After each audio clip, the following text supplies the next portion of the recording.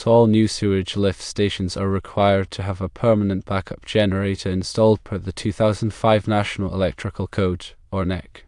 To determine if a permanent backup generator is legally required, you should consult with a local authority having jurisdiction, or such as the local building inspector or code enforcement officer. They can provide you with information on any local codes or ordinances that may require a backup generator for sewage lift stations. The fine print note, or FPN, of 701.2 states that where a backup generator is required to prevent loss of life, such as at hospitals, nursing homes, or prisons, it shall be installed in accordance with Article 700. This FPN does not explicitly state that all sewage lift stations require a backup generator, but it does suggest that a backup generator may be required in certain situations where loss of life is a concern. In Western Washington, the Washington State Department of Health, or DOE, has adopted the 2018 International Plumbing Code, or IC, as the state code for plumbing. The IPC does not specifically require backup generators for sewage lift stations, but it does allow for the local AHA to require them in certain circumstances. For example, the City of Seattle has adopted the 2015 IPC, which includes an amendment that requires backup generators for sewage lift stations that serve critical facilities, such as hospitals and nursing homes. Therefore, to determine if a permanent backup generator is legally required for a sewage lift station in Western Washington, you should consult with the local building inspector or code enforcement officer. Let's delve deeper into the NEC articles to provide a more thorough understanding of emergency and standby power systems, as these relate to sewage lift stations and the potential need for backup generators. Article 700 addresses emergency systems. These systems are legally required and intended to supply illumination and power essential for safety to human life. These systems activate automatically when normal power fails. The requirements cover sources of power, transfer equipment, overcurrent protection, wiring methods, and more. Key considerations include ensuring the emergency system has adequate capacity and rating for all required loads and that the system is tested periodically to ensure proper operation. Article 701 discusses legally required standby systems. These systems supply power to loads that, if interrupted, could create hazards or hamper rescue or firefighting operations. Legally required standby systems are often mandated by municipal, state, federal, or other codes. Article 701 outlines requirements for power sources, system performance, and maintenance. Article 702 covers optional standby systems. These systems supply power to loads that, when interrupted, could cause disruption to business or industrial processes. Since these systems are optional, the requirements are less stringent than those for emergency or legally required standby systems. Now, let's focus on factors to consider when determining if a backup generator is legally required for a sewage lift station. Firstly, you need to consult local codes and ordinances. Municipalities often have specific requirements for essential facilities like sewage lift stations, particularly regarding power backup. Secondly, check state regulations. States may have environmental regulations or health codes that mandate backup power for critical infrastructure. Thirdly, review federal guidelines. While less common, federal regulations might apply if the sewage lift station serves a facility under federal jurisdiction or receives federal funding. Fourthly, the authority having jurisdiction, or OJ, holds significant sway. Their interpretation of codes and their specific requirements for the installation are crucial. Fifthly, consider the risk assessment. Evaluate the potential consequences of a power outage at the sewage lift station. If a failure could lead to sewage backups, environmental contamination, or health hazards, a backup generator is more likely to be required. Sixthly, examine insurance requirements. Insurance providers may require backup power as a condition of coverage, especially for facilities with high risk or critical functions. In addition to these points, it is important to understand the implications of the fine print note, or FPN, in 701.2. While not a mandatory requirement, the FPN serves as a reminder that in situations where the interruption of power could result in loss of life or severe safety hazards, the installation must adhere to the stricter requirements of Article 700. This emphasizes the importance of a thorough risk assessment. The design and installation of backup power systems for sewage lift stations must comply with relevant sections of the NEC as well as any applicable local codes. The NEC provides detailed guidelines on sizing generators, selecting appropriate transfer switches, and ensuring proper wiring and protection. The generator must be sized to handle the anticipated load of the lift station, including pumps, controls, lighting, and any other essential equipment. Transfer switches are used to automatically switch between the normal power source and the generator when a power outage occurs. These switches must be properly rated and installed to ensure reliable operation. Wiring methods must comply with the NEC requirements for emergency and standby systems, including the use of appropriate conduit and conductor types. Overcurrent protection devices, such as circuit breakers and fuses, must be properly sized to protect the generator and the connected equipment. The installation must also comply with local codes, which may have additional requirements beyond those specified in the NEC. For example, some jurisdictions may require that the generator be located in a separate room or enclosure, or that it be equipped with a remote monitoring system. Regular testing and maintenance are essential to ensure the reliability of the backup power system.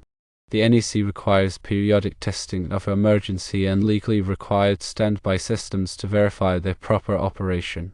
Testing should include starting the generator, transferring the load to the generator, and verifying that all essential equipment is functioning correctly.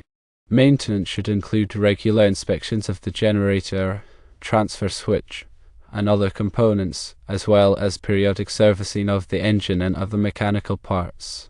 Detailed documentation of the system design, installation, testing, and maintenance is critical for demonstrating compliance with applicable codes and regulations. This documentation should include wiring diagrams, equipment specifications, test reports, and maintenance records.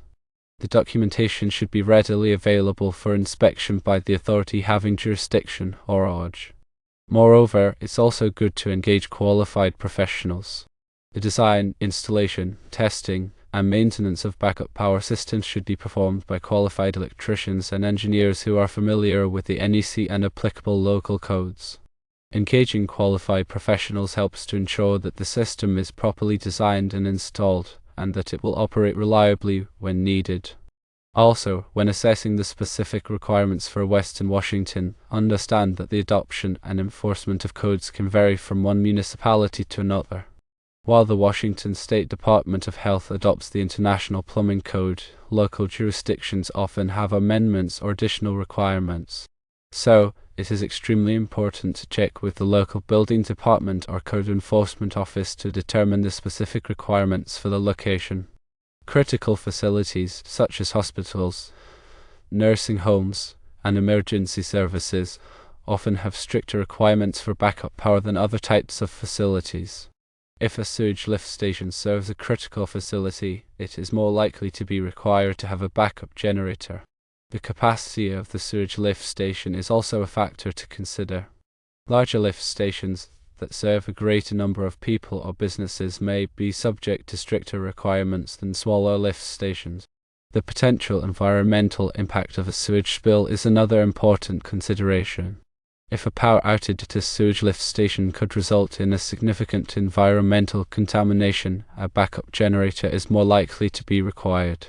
In addition to these factors, the authority having jurisdiction, or OJ, may also consider the reliability of the local power grid when determining whether to require a backup generator. If the power grid is known to be unreliable, the HA may be more likely to require a backup generator for essential facilities such as sewage lift stations. To summarize, determining whether a sewage lift station requires a backup generator involves a multifaceted approach. Firstly, consult all relevant codes and regulations. Secondly, conduct a thorough risk assessment. Thirdly, engage with the authority having jurisdiction, or OJ. Fourthly, ensure proper design, installation, testing, and maintenance. Fifthly, maintain detailed documentation. Sixthly, engage qualified professionals. By taking these steps, you can ensure that the sewage lift station has a reliable backup power system that meets all applicable requirements and protects public health and safety. Remember, the requirements for backup generators can vary depending on the specific location and application. It is essential to consult with local authorities and qualified professionals to determine the applicable requirements for each individual project. Ignoring these requirements can result in costly fines, project delays, and potential safety hazards. Staying informed and proactive is the key to ensuring compliance and protecting the community. Furthermore, the type of generator chosen for backup power is critical. Considerations include the fuel source, the size and capacity, the automatic transfer switch, and the generator's ability to handle the specific loads of the lift station. Fuel source options include diesel, natural gas, propane, and even renewable energy sources like solar. Diesel generators are common due to their reliability and power output, but they require fuel storage and can have emissions concerns. Natural gas generators are cleaner, but require a natural gas connection. Propane generators offer a balance of clean burning and fuel availability. Solar generators, while environmentally friendly, may require significant battery storage to provide continuous power during outages. The size and capacity of the generator must be carefully calculated to meet the demands of the lift station. An undersized generator will not be able to handle the load, while an oversized generator will be inefficient and costly. The automatic transfer switch, or ATS, is another essential component. It automatically switches the load from the utility power to the generator when a power outage is detected. The ATS must be reliable and fast-acting to minimize downtime. The generator must also be capable of handling the specific loads of the lift station, including pumps, controls, and lighting. Some loads, such as pumps, may require a high starting current, so the generator must be sized accordingly. In addition to the technical aspects of the generator, it is also important to consider environmental factors. The generator should be located in a well-ventilated area and protected from the elements. Noise level should also be considered, especially if the lift station is located near residential areas. Regular maintenance is essential to ensure that the generator is always ready to operate when needed. Maintenance should include regular inspections, oil changes, filter replacements, and battery checks. It is also important to test the generator periodically to ensure that it is functioning properly. When selecting a generator, it is important to consider the total cost of ownership, or TCO, which includes the initial purchase price, installation costs, fuel costs, maintenance costs, and replacement costs. A lower initial price may not always be the best option if the generator has high fuel or maintenance costs. It is also important to consider the lifespan of the generator. A longer lifespan will result in lower replacement costs over time. Consulting with a qualified generator supplier can help you choose the right generator for your specific needs and budget. They can provide guidance on sizing, fuel options, and maintenance requirements. Also, understanding the permitting process is crucial. Before installing a backup generator, you will likely need to obtain permits from local authorities. The permitting process may involve submitting plans, undergoing inspections, and complying with environmental regulations. It is important to start the permitting process early in the project to avoid delays. The permitting requirements can vary depending on the location and the size of the generator. In some cases, you may need to obtain a permit from the Air Quality Management District to ensure that the generator meets emissions standards. You may also need to obtain a building permit to ensure that the generator is installed in accordance with local building codes. Working with a qualified contractor who is familiar with the permitting process can help you navigate the requirements and avoid costly mistakes. Also, be sure to consider the impact of climate change. Climate change is increasing the frequency and intensity of extreme weather events such as storms, floods, and heat waves. These events can cause widespread power outages, which can disrupt essential services such as sewage lift stations. It is important to consider the potential impact of climate change when designing and installing backup power systems. This may involve selecting a generator that is capable of operating in extreme weather conditions or installing additional protection measures to prevent damage from flooding or high winds. It may also involve developing a plan for responding to power outages, including procedures for notifying customers, providing alternative sanitation services, and restoring power as quickly as possible. By taking these steps, you can help ensure that your sewage lift station is resilient to the impacts of climate change.